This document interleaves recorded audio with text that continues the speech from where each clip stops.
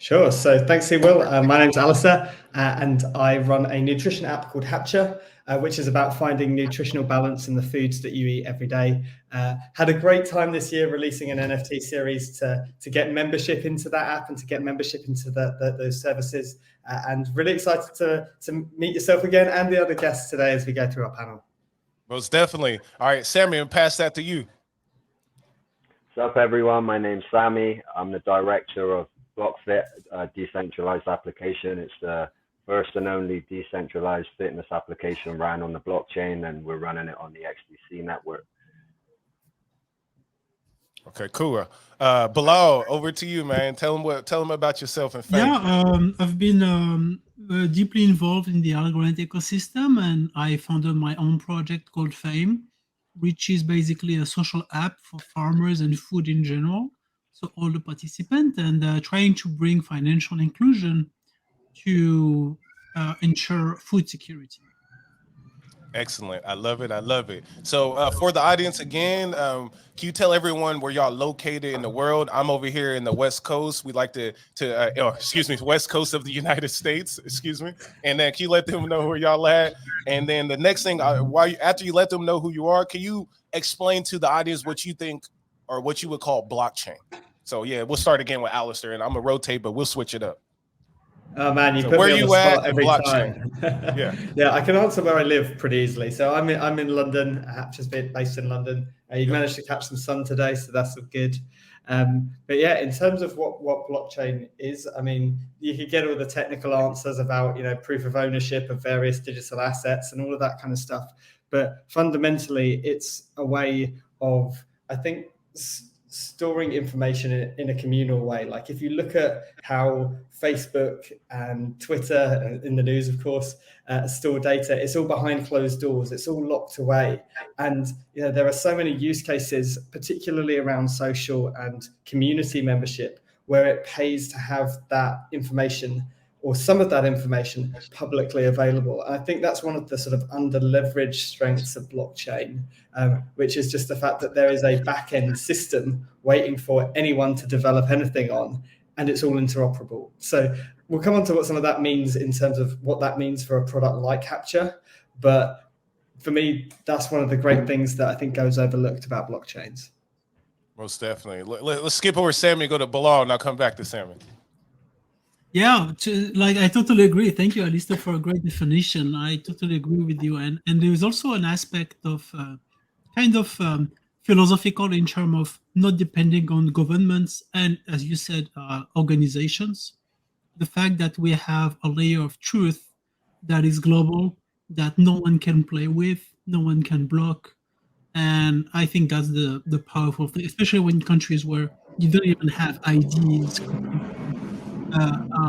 Accessible for the people, banking services, financial services, even cards. Like identity itself is kind of broken in many countries. So having this layer of truth that we can all build on top to provide services to people, I think that's very powerful. So it's to me, it's just a truth machine that we can all build on, and we can all have this layer that is global for all humans.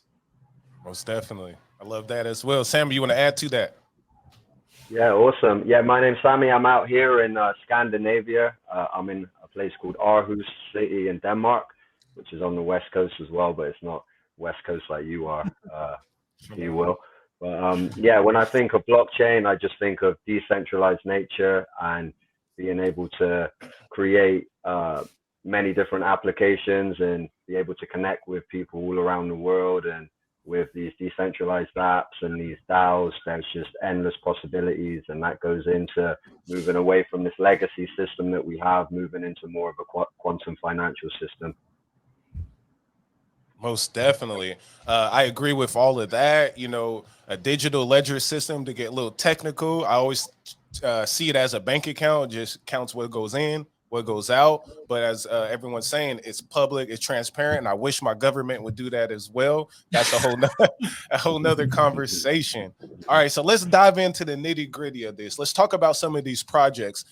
Can we start with Bilal over here again?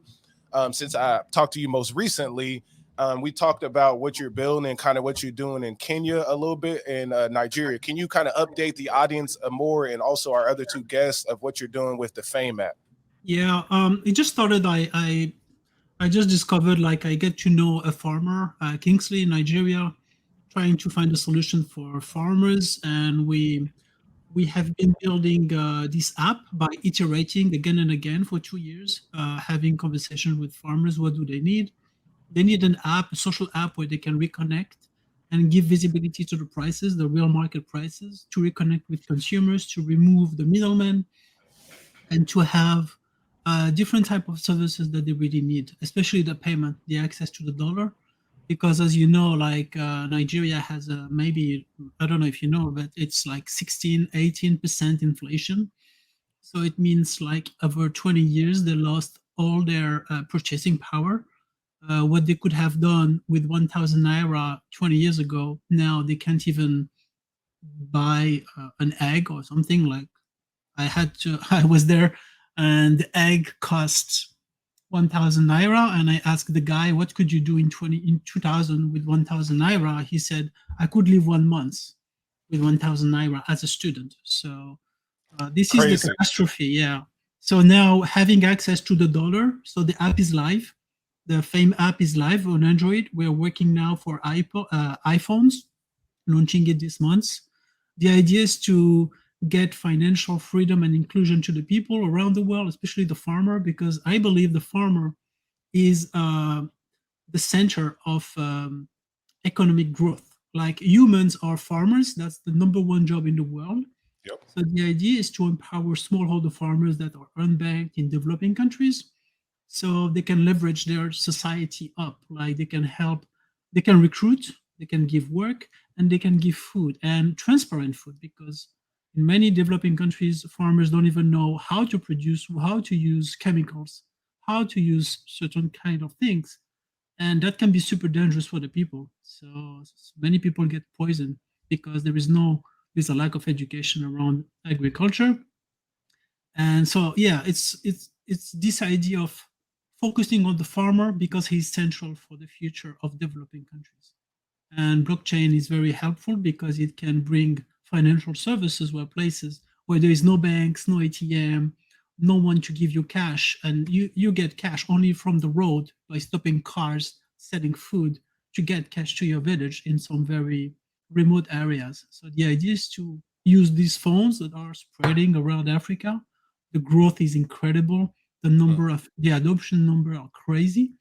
So to give a real use case to mobile phones and to a social app that is can be useful for food, jobs, financial inclusion, and in the future we're working on a treasury management so they can build their own financial tools, basically. So they won't need they won't have to wait forever for banks to come to them. Oh, I love it. Always love to hear about it, man. Because Thank here you. locally, yeah, for sure. Like here locally, or I'll maybe go back. I watched this documentary the other day called Food Inc., and I highly recommend it. It came out in 2008, but it talks about like how the food processes in the U.S. works. And then now, you know, you can see how things have spread around the world with industrialization and whatnot. So big shout out to Bilal and everyone else who's working in these industries. Sammy, let's go to you next.